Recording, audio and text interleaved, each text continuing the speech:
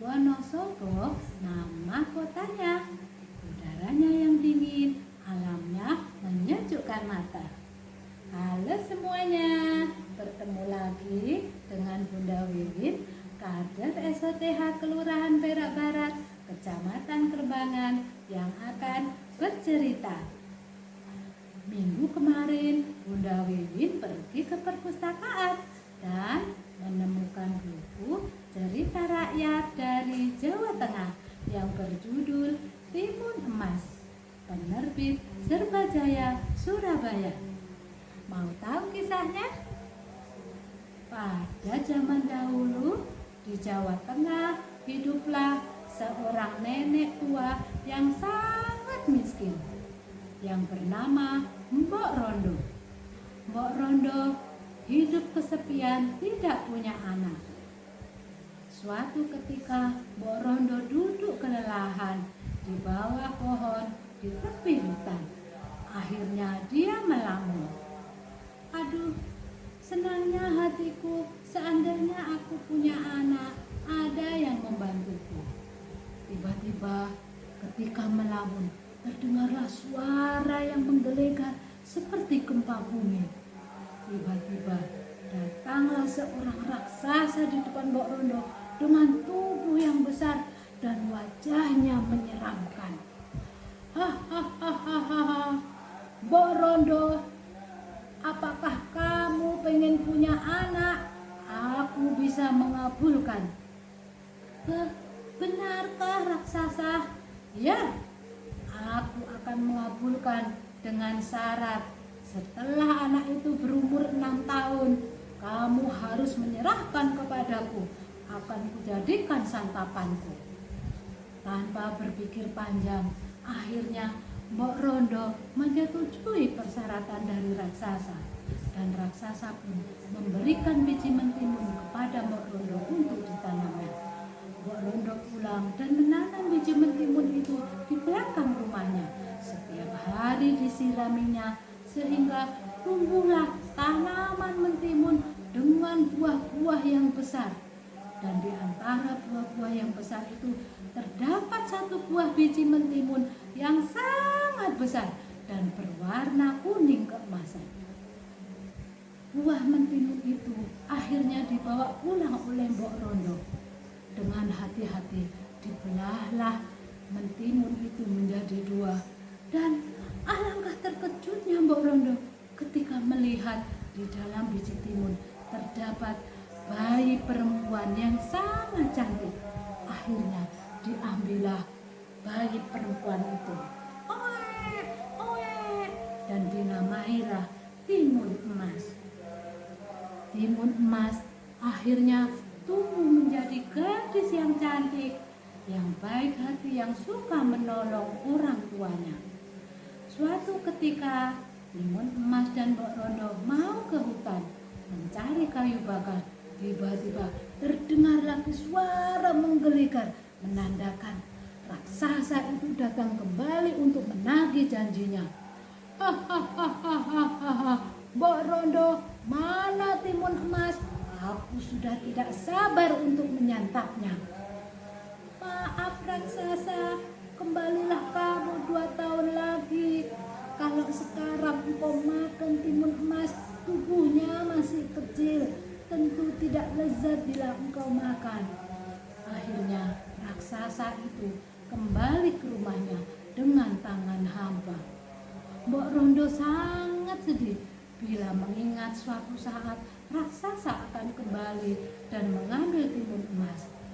Hingga di suatu malam Mbok Rondo tertidur dan dalam mimpinya ada yang membisiki, Mbok, kalau kamu ingin anakmu selamat, pergilah ke Bukit Gandul. Keesokan harinya Mbok Rondo pergi ke Bukit Gandul dan menemui Pertapa. Pertapa itu memberikan 4 bungkusan yang berisi biji mentimun, jarum, garam, dan terasi. 2 tahun berselang, akhirnya raksasa kembali datang menagih janjinya. Mbok Rondo, mana timun emas? Aku sudah tidak sabar untuk menyantapnya kali ini. Mbok Rondo sangat ketakutan. Dia masuk ke dalam rumah dan menyuruh Timun Emas untuk pergi sambil membawa bungkusan dari Pertapa lewat pintu belakang rumahnya. Maaf raksasa, ternyata Timun Emas sudah pergi. Alangkah marahnya raksasa mendengar jawaban Mbok Rondo. Apa? Timun Emas sudah pergi? Kemana Timun Emas pergi? Aku akan mencarinya. Timun Emas segera berlari menjauhi raksasa itu.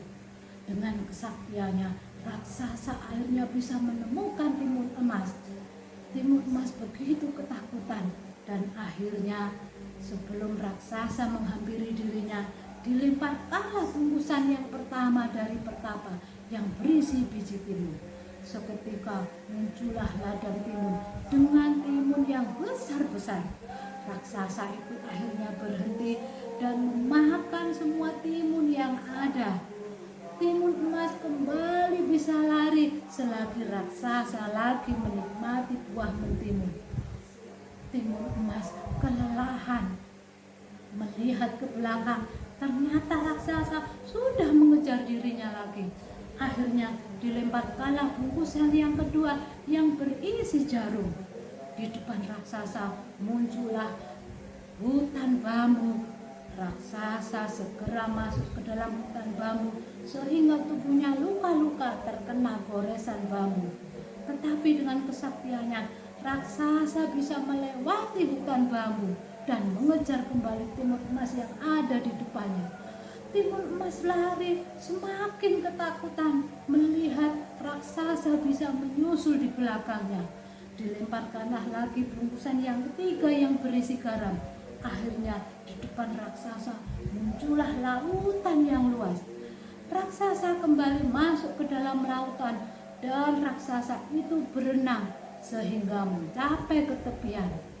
Timun Emas putus asa melihat raksasa berada kembali di belakangnya. Hingga akhirnya Timun Emas melemparkan bungkusan yang keempat yang berisi terasi. Dan itu menjadikannya lautan lumpur yang sangat panas. Terkejutlah raksasa itu. Dia masuk ke dalam lumpur lautan yang panas. Akhirnya raksasa itu tenggelam dan akhirnya mati di lumpur yang sangat panas itu.